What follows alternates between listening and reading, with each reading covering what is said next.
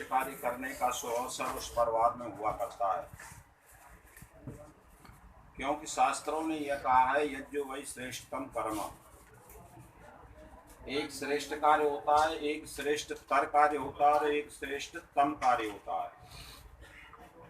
और यह जो कार्य है ये श्रेष्ठतम कार्य है, इससे बढ़कर संसार में और कोई कार्य नहीं है। तो आज हम और आप सब मिलकर के परिवारी जनों ने और उस दिवंगत आत्मा की शांति हेतु इस यज्ञ का आयोजन किया है। तो थोड़ी सी चर्चा ये आवश्यक हुआ करता है कि यज्ञ के पश्चात थोड़ी सी चर्चा आपको मिले। इतना समय नहीं है और फिर व्यस्त कार्यक्रम है, इसलिए मैं ज़्यादा कहता हुआ आपके सामने यह कहना चाहता हूँ कि जब आत्मा और शरीर का मिलन होता है उसे हम जीवन कहते हैं, और जब आत्मा और शरीर का अलगाव होता है उसे हम मृत्यु कहते हैं। तो थोड़ा सा आपको ये समझना है कि जब हमारे साथ दिवंगत आत्मा बहुत लंबे समय तक रही और अब न तो उनका शरीर हमारे सामने है और न आत्मा हमारे सामने है, तो फिर इन क्रियाओं को करने की क्या आवश्यकता होती है, क्यों की जाए ये क्रिया। तो पहले आपको ये समझना, जैसे शरीर है तो ये शरीर तो स्थूल है, ये सबको दिखता है, जो चलता फिरता है, खाता पीता रहता है, कार्य करता है, इसे हम कहते हैं ये स्थूल शरीर है। और इस स्थूल शरीर के अंदर एक और शरीर होता है जिसे सूक्ष्म शरीर कहते हैं, और इसके अंदर एक शरीर और होता है उसे कारण शरीर कहते हैं। ये बहुत गूढ़ चीज है, आध्यात्मिक चर्चा है, परंतु मैं वहां जाता हुआ मैं आपसे ये निवेदन करना चाहता हूँ कि आत्मा क्या है। अगर मैं आपसे पूछूं कि देखता कौन है, सुनता कौन है, बोलता कौन है और चलता कौन है और कार्य कौन करता है, तो अधिकांशतः ये उत्तर निकल करके आता है कि आंख देखती हैं, कान सुनते हैं, पैर चलते हैं और हाथ कार्य करते हैं। और अगर इस ऊपरी तय पर देखा जाए तो ये सत्य है, परंतु अगर मैं आपसे पूछूं क्या ये बात सत्य है, तो आप अपने बुद्धि को लगाइए। जब वो दिवंगत आत्मा, बहुत ही सम्मानीय आत्मा, जो दिव्य आत्मा हमारे बीच से गई, शायद यहाँ पर जितने परिवारी जन उपस्थित हैं, चाहे पुत्र के रूप में, चाहे भाई के रूप में, चाहे और संबंध के रूप में, और आप सभी ने उनको देखा होगा,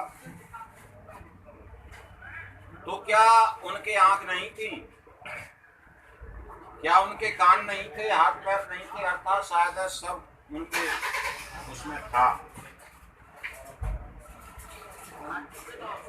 परंतु वो आंखें देख नहीं रही थी और कान सुन नहीं रहे थे, हाथ कार्य नहीं कर रहे थे, पैर चल नहीं रहे थे। इसका कारण कोई देखने और सुनने और चखने वाला, चलने वाला कोई और है। अगर यही सारी चीजें होती तो जब जो मृतक घोषित डॉक्टर कर देते हैं, हम कर देते हैं, तो फिर वो तो चीज सब उनके पास होती है, फिर वो क्यों नहीं देखते। इससे यह सिद्ध होता है कि देखने वाला कोई और है, और जो देखने वाला है, जो सुनने वाला है, जो चलने वाला है, उसी का नाम आत्मा है। और वही जो है मुख्य चीज हुआ करती है, परंतु क्या कारण है कि हम उसकी खुराक नहीं ले पाते हैं। इस भौतिक शरीर के लिए तो हम सभी प्रयोग करते हैं, अच्छे वस्त्र पहनते हैं, अच्छा खाते हैं, तेल लगाते हैं, साबुन से नहाते हैं और पौष्टिक जो चीज खाते लेते हैं, परंतु आत्मा के लिए हम कोई खुराक नहीं ले पाते हैं। जब उस आत्मा के लिए हम कोई खुराक नहीं ले पाते हैं तो हमारा जीवन अधूरा रहता है। अब इसमें जो है वेद के मंत्रों से आहुति दी, और उसमें आपने सुना होगा वायु अनिलम अमृतम अथेदम भस्मांतम शरीरम। हमारा ये वेद यजुर्वेद का जो 40वें अध्याय का ये मंत्र ये कहता है कि वायु अनिलम और अमृतम, अर्थात वायु शब्द यहाँ आत्मा के लिए आया। ये आत्मा कैसा है? अनिल और अमृत है।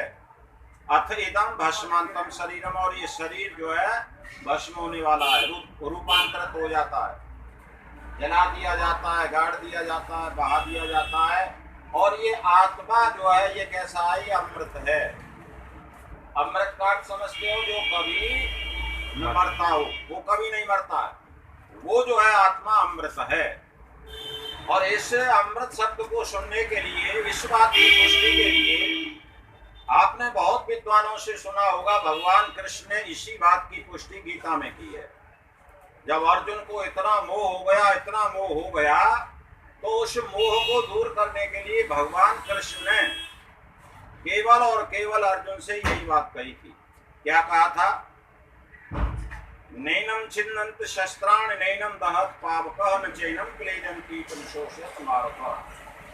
हे अर्जुन, तू क्यों मोह कर रहा है, क्यों शोक कर रहा है? तू क्यों ये कह रहा है कि ये मेरे गुरु हैं, ये मेरे भ्राता हैं, ये मेरे पिता हैं? न जाने कितना अर्जुन को मोह हुआ। तो वहां कहा कि इस आत्मा को शस्त्र काट नहीं सकता है, पानी गला नहीं सकता है, हवा सुखा नहीं सकती है। और इतना ही नहीं कहा, आगे कहा वासांस जीर्णानि यथा विहाय नवानि गृह्णाति नरोपराणि तथा शरीराणि विहाय जीर्णान्यानि शय्यात नवान् देहि। जैसे मनुष्य के पुराने वस्त्र फट जाते हैं तो नए वस्त्रों को धारण करता है, ऐसे ही अर्जुन व्यक्ति का जब चोला पुराना हो जाता है तो नया चोला धारण करने के लिए जीवात्मा अपना नया शरीर ढूंढती है। और आगे कहा न जायते म्रियते कदाचन नान्यम भूत्वा भवतावान भूया अजो नित्यम शाश्वतोयम पुराणो न हन्यते अन्यमाने शरीरे। ये शरीर मरता है, आत्मा नहीं मरता है। इसलिए कहा कि नाम शोचनते पंडिता, जो पंडित लोग होते हैं, यति लोग होते हैं, धीर लोग होते हैं, वो इस विषय में शोक नहीं करते, परंतु बड़े से बड़ा विद्वान भी शोक तो करता है। क्योंकि उस समय हमारा जिस जिस आत्मा से जितना जितना लगाव होता है, जितना समीपता होती है, उतना ही व्यक्ति को मोह होता है, और जितना जितना मोह होता है उतना उतना ही उसे दुख होता है। इसलिए यहाँ पर शास्त्रों ने ये कहा है कि जब आत्मा अजर अमर है, वो कभी मरता नहीं है, निरंतर हमारे बीच में रहता है। जब बीच में रहता है और वो अमर है, मरता नहीं है, तो उसके लिए ये सारी क्रियाएं करना हमारे लिए अनिवार्य हो जाता है, हमें करना चाहिए। अधिकांशतः लोग ये कह देते हैं कि ना हम कुछ लाए न कुछ ले गए, ज्यादातर लोगों से ये सुना जाता है, परंतु शास्त्र इसका विरोध करता है, वैदिक सिद्धांत इसका विरोध करता है। व्यक्ति लाता भी और ले भी जाता है। हमेशा इस बात का ध्यान रखिए, अगर शास्त्र के अनुसार आप इसको प्रैक्टिकल जीवन में देखिए, और प्रैक्टिकल जब आप देखेंगे तो आपको तुरंत इसकी पुष्टि हो जाएगी। कोई चले नहीं बिन मोटर के, कोई नंगे पैरों भाग रहा, कोई चले नहीं बिन मोटर के, कोई नंगे पैरों भाग रहा, कोई महलों की अभिलाष करे, कोई बनी हवेली त्याग रहा, कहीं ढेर पड़े जब जल जेवर के, कोई कर्ज किसी से मांग रहा, और कोई ले सड़क पर खर्राटे, और कोई गद्दों पर भी जाग रहा। आपने देखा होगा रिक्शे वाले को, जब नीम के नीचे अपना रिक्शा खड़ा करके उसी पर सो लेता है, और बड़े बड़े धनी साहूकार लोग जो गद्दों पर भी करवट बदलते रहते हैं। अर्थात इस जीवन में आप देखेंगे, एक बात और मैं कहना चाहता हूँ, आपने देखा होगा हॉस्पिटल में, देखा होगा एक ही हॉस्पिटल में दो जच्चाओं की जात भाई है। अभी दोनों बच्चा इस धरती पर आए नहीं है, परंतु एक बच्चा धरती पर आते आते करोड़ों का स्वामी हो जाता है।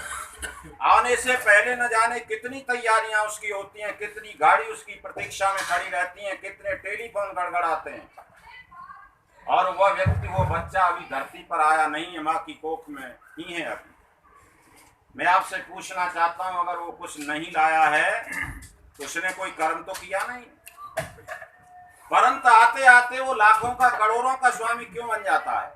और उसी की बगल में एक चारपाई है, उसकी बच्चा और जच्चा के लिए कोई व्यवस्था नहीं है, उसको कोई पूछने वाला नहीं है। एक ही माँ की कोख से 4 संतानें जन्म लेती हैं, और चारों संतानों में अंतर क्यों आता है?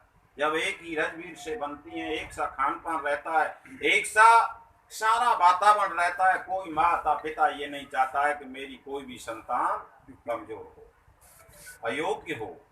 परंतु आप देखेंगे एक माँ की पेट से निकलने वाली संतान में अंतर होगा।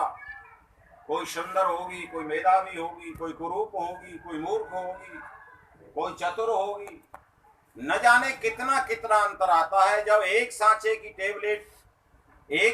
टेबलेट एक जैसी होती है, एक सांचे की ईंट एक जैसी होती है, तो क्या कारण है कि फिर एक माँ के कोख से जन्म लेने वाला अंतर क्यों आता है?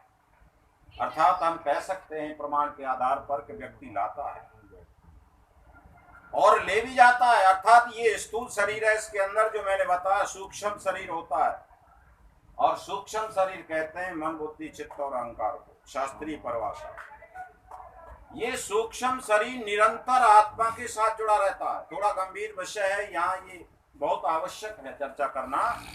सूक्ष्म शरीर हमारे अंदर जो है आत्मा से, जीवात्मा से जुड़ा रहता है, और जब तक जुड़ा रहता है, जब तक उसकी मुक्ति और मोक्ष नहीं हो जाता है, निरंतर जुड़ा रहता है। अब आप सोचते होंगे सूक्ष्म शरीर क्या करता है? एज ए टैप, अर्थात जो भी हम जीवन में करते हैं, छोटा या बड़ा काम करते हैं, प्रत्यक्ष में करते हैं या अप्रत्यक्ष में करते हैं, कैसा भी हम जो गतिविधि एक्टिविटी करते हैं, वो सारा सूक्ष्म शरीर पर अंकित होता रहता है। और अंकित कैसे होता है? संस्कार के रूप में।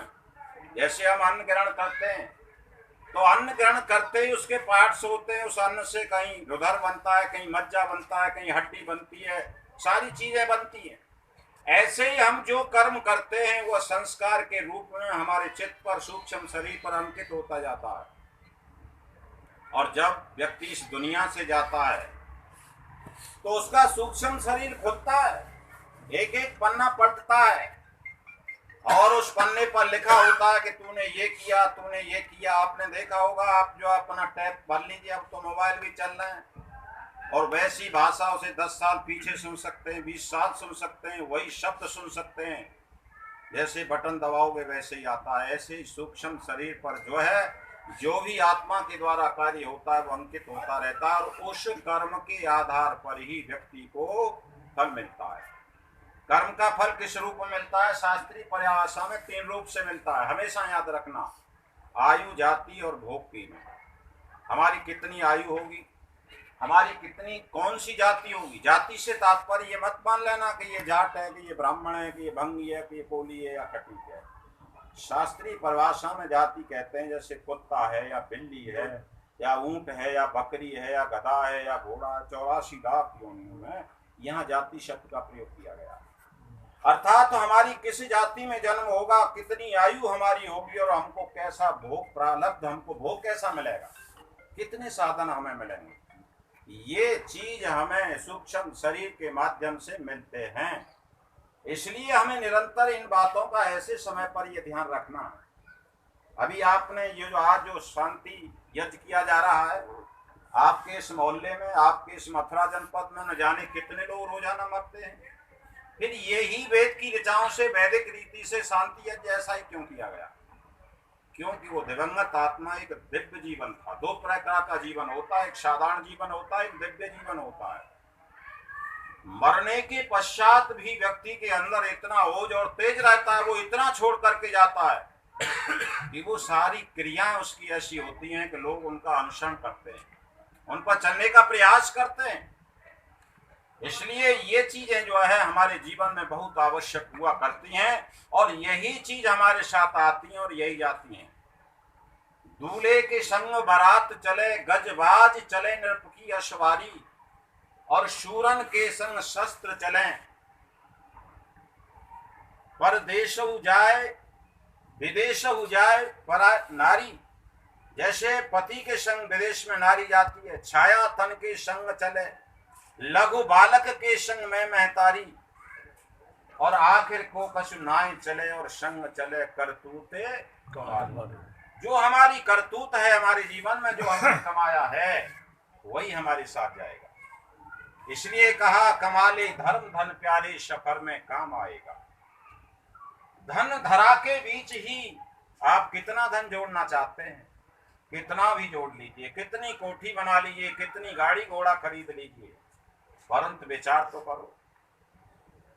धन धरा के बीच ही सारा गड़ा रह जाएगा, पशु भी बंधे रह जाएंगे जब पूंछ का दिन आएगा।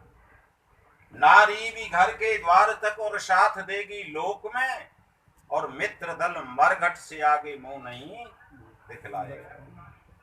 ये देह भी तेरी चिता में, कितना इसे लगा लेना आप साबुन, कितना भी अच्छे अच्छे तेल लगा लेना, कितने भी चमकीले वस्त्र पहन लेना, परंतु एक दिन ये देह भी तुम्हारा साथ छोड़ जाएगी। जिस अर्धांगिनी के लिए तुम एक क्षण भर नहीं रहना चाहते हो, वो घर के द्वार से आगे तुम्हारा साथ नहीं देगी। नारी भी घर के द्वार तक और साथ देगी लोक में, मित्र दल मरघट से आगे मुंह नहीं दिखलाएगा। ये देह भी तेरी चिता में यूं ही जल भुन जाएगी, और अंत में एक धर्म ही सच्चा सखा बन जाएगा। तेरे जीवन में जो तूने किया है वही तेरा सबसे बड़ा सखा होगा। इसलिए जीवन में आप ये ध्यान रखें, रोजाना चिंतन करें। हमारे ऋषियों ने यह विधान किया कि रोजाना शाम को अपने शयन कक्ष में अपनी चारपाई पर जाने से, नींद में जाने से पहले कम से कम 10 मिनट, 5 मिनट, 1 घंटा, आध घंटा बैठो।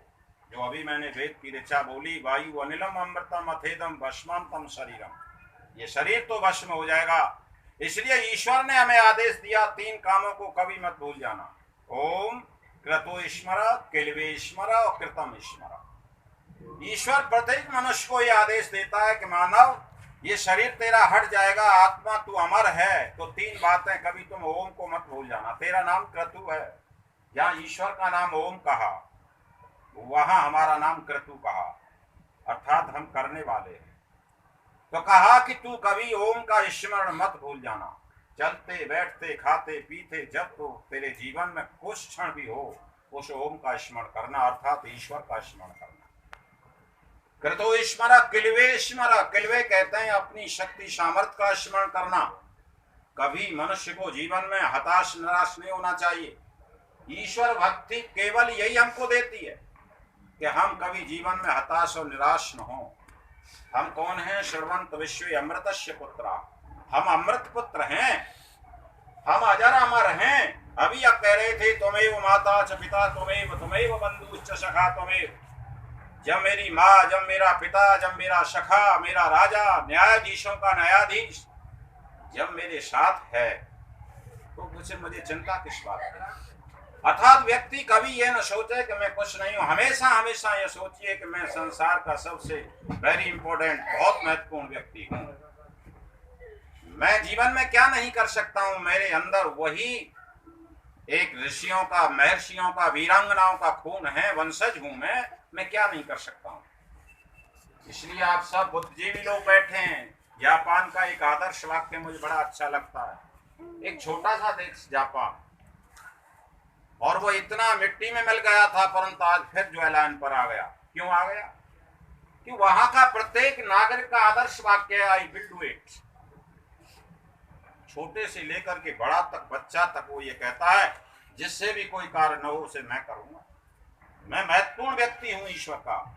इसलिए यहाँ पर शास्त्रों ने, वेद माँ ने कहा कि तू कभी हताश निराश मत होना, तू अमृत पुत्र है और तू आगे बढ़ते रहना। हमारे यहाँ तो ये व्यवस्था है, कृत्य में दक्षिण हस्ते जयो में सभ्य आयतन। मेरे एक हाथ में जो है परिश्रम है, मेहनत है, तो दूसरे हाथ में उसका फल है। और तीसरी बात बड़े पते की कही, कृतो स्मर, किए हुओं का स्मरण करना। मैं आपको इस मौके पर एक सूत्र दे के जा रहा हूं, आपके जीवन में परिवर्तन आएगा। कभी सोने से पहले 5 मिनट बैठ करके प्रातः से लेकर सायंकाल तक अपने कार्यों का चिंतन जरूर करना। ईश्वर आदेश देता है कि आज तू सोने जा रहा है, नींद में जा रहा है, परंतु 5 मिनट बैठ करके विचार करो कि आज प्रातः काल से लेकर सायंकाल तक मैंने क्या क्या किया। मैंने आंखों से कहीं को दृष्टि तो नहीं डाल दी, मैंने कानों से कहीं कोई गलती, किसी से चुगली तो नहीं सुन ली, कोई बुरी चीज तो नहीं सुन ली, मैंने अपनी वाणी से किसी को गलत तो नहीं कह दिया, मैं पैरों से कहीं गलत चल करके तो गलत स्थान पर नहीं चला गया, मेरे हाथों ने किसी को प्रताड़ित तो नहीं कर दिया। अर्थात एक एक इंद्रिय की उपयोगिता पर विचार करना। ये नौ दुर्गा अभी गई हैं, नौ दुर्गा करते हैं, महिलाएं भी करती हैं, सब करते हैं, परंतु उसका अर्थ शायद है बहुत कम जानते हो। नौ दुर्गा का तात्पर्य यही होता है अष्ट चक्र नौ द्वारा देवानां प्रयोध्या। देख भगवान कहते हैं मनुष्य अष्ट चक्र, इस शरीर के अंदर 8 चक्र हैं, मूलाधार से लेके सहस्त्रार चक्र तक 8 चक्र हैं, 9 द्वारा, इसमें 9 द्वार हैं। देवानां पर अयोध्या, अयोध्या नगरी कहीं वो नहीं, अयोध्या नगरी ये मानव रूपी मंदिर यही तो है। तस्याम हिरणमय कोश, कोश कहते हैं खजाने को, इसमें तो सोने का खजाना भरा हुआ है। स्वर्गा ज्योतिषा व्रता, जब तू इसे संभाल लेगा, इसका पहरा दे लेगा, अगर इसमें कोई दुश्मन शस्त्रों का प्रवेश नहीं होने देगा तो स्वर्गा ज्योतिषा व्रता तो उस स्वर्ग को, मुक्ति और मोक्ष को प्राप्त करेगा। इसलिए अपनी पड़ताल में वहां जाता हुआ अपने जीवन में अपने प्रातः से लेकर सायंकाल तक अपने कार्यों की पड़ताल करना, और पड़ताल में जहां ईमानदारी से पड़ताल करते करते रुक जाओ कि अगर मैंने कहीं गलत कार्य किया है तो उस ईश्वर के सामने नतमस्तक हो जाओ, प्रायश्चित करो कि आज मैंने आंखों से गलत कर दिया है, या वाणी से गलत कर दिया है, पैरों से गलत कर दिया है, प्रभु मैं जो है आज प्रायश्चित करता हूँ। 1 बार 2 बार 10 बार गायत्री मंत्र का, गुरु मंत्र का चिंतन करिए, उपवास कीजिए एक दिन और कहिए अगले दिन से मैं ये नहीं करूंगा, शनय शनय आपका जीवन पवित्रता की ओर चला जाएगा। इसलिए ये दिन जो होते हैं, ये समय जब होता है तो हमें ऐसी बातों पर चिंतन और मनन करना चाहिए। और मैं एक बात कहकर के अपनी बात को विराम की ओर ले जाऊंगा। इसलिए ये सारी चीजें आप कब कर सकोगे, इसके लिए भी 3 चीजें हैं। सबसे पहले आप ये मानिए कि ईश्वर जो है सर्वव्यापक है। आज पाप क्यों हो रहे हैं कि ईश्वर सिद्धांत में, शास्त्रों के अनुसार ईश्वर सर्वव्यापक है। कहने से नहीं, पढ़ने से नहीं, जब अपने जीवन में तुम उस ईश्वर को, उस मालिक को सर्वव्यापक मान लोगे तो व्यक्ति जीवन में पाप नहीं कर सकता, कभी भी पाप नहीं कर सकता। उदाहरण के तौर पर आज हमने ईश्वर को सर्वव्यापक के स्थान पर कैसा मान लिया जी, एक देशी मान लिया, हमने उसे मंदिरों में कैद कर दिया। आप रास्ते में चले जा रहे हैं आराम से और कहीं किसी की मूर्ति आ गई, कहीं कोई मंदिर आ गया, कहीं मस्जिद आ गई, गुरुद्वारा आ गया, चर्च आ गया, मैंने देखा है लोगों को एकदम रुकते हैं, सिर झुकाते हैं, हाथ जोड़ते हैं। होता है? क्यों होता है? क्यों होता है? इसीलिए तो होता है कि हमने मान लिया कि यहाँ पर भगवान है, हमने मान लिया यहाँ पर गॉड है, तो हम एकदम रुकते हैं, नतमस्तक होते हैं। जब हमारा विचार जाएगा कि ईश्वर कण कण में है, ईशावास्यमिदं सर्वम यत्किंच जगत्याम, ऐसा कोई स्थान नहीं जहां पर तुम्हारा मालिक न हो। और जब तुम्हारा मालिक, तुम्हारा न्यायाधीश, तुम्हारा राजा, तुम्हारा पिता, तुम्हारा माता और तुम्हारा गुरु जब हर समय तुम्हारे साथ है, तो क्या बच्चा माँ के सामने कोई गलत हरकत कर सकता है? पिता के सामने कर सकता है, गुरु के सामने कर सकता है, राजा के सामने कर सकता है? नहीं कर सकता है। तो जब हमारा हर समय हमारे साथ है तो हम गलत हरकत क्यों करते हैं? क्योंकि हमने तो समझ लिया कि ईश्वर हमारा तो मंदिर में बैठा है, यहाँ हमें कोई नहीं देख रहा। इसलिए हमेशा ध्यान रखो कि तुम्हारा मालिक तुम्हारे साथ है, वह परमेश्वर सर्वव्यापक है और सर्वदृष्टा है, सब कुछ देखता है। छोटा बड़ा, प्रत्यक्ष अप्रत्यक्ष, कोई भी आप कर्म करोगे वह देखेगा, और उसका फल चाहे तुम कितना ही कुछ शुभ काम कर लेना, उसका फल तुम्हें भोगने को मिलेगा। काया से पातक जो होई और बिन भोगे छूटे नहीं, अवश्य में भोक्तव्यम कृतम कर्म शुभाशुभम, कर्तव्य कर्मों का फल तो तुम्हें निश्चित भोगना पड़ेगा। इसलिए पहली बात, तुम ईश्वर को सर्वव्यापक मानो, सब जगह मानो। ये वैदिक सिद्धांत, हमारा ऋषि मुनियों का सिद्धांत हमें ये बताता है। और दूसरी चीज है कि संसार को त्याग पूर्वक भोगने का विचार बनाओ, अभ्यास करो, बार बार ये अभ्यास करो कि संसार में हमने कोई चीज नहीं कमाई है। ये जितना आप कर रहे हैं ये तो आपने नाम रख लिए कि ये हमारा पर है नहीं, तुम्हारा जो मैं पहले कह चुका हूं। त्याग पूर्वक भोगो।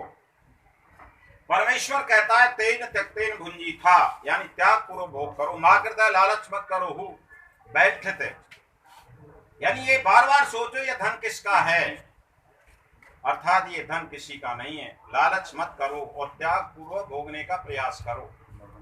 जैसे आप गाड़ी में जा रहे हैं कहीं सफर के लिए, दिल्ली जाना है, आपने सीट ले ली और जैसे ही गंतव्य स्थान आएगा जहां आपको उतरना है, फिर आप उसमें कोई लोभ करते हैं, क्या सोचते हैं कि ये गाड़ी मेरी है या सीट मेरी है, कितना खुशी खुशी उतरते हैं। ऐसे ही तुम संसार के प्रत्येक पदार्थ को देखो, ये तुम्हारे साथ कोई नहीं जाएगा, इसलिए अभ्यास बनाओ। इसलिए शास्त्रों ने अभ्यास बनाया, आश्रम बना दिए 4, पहला ब्रह्मचर्य, फिर गृहस्थ, फिर वानप्रस्थ, फिर संन्यास। तो ये हमारे जीवन के 3 भाग जो है त्याग के हैं।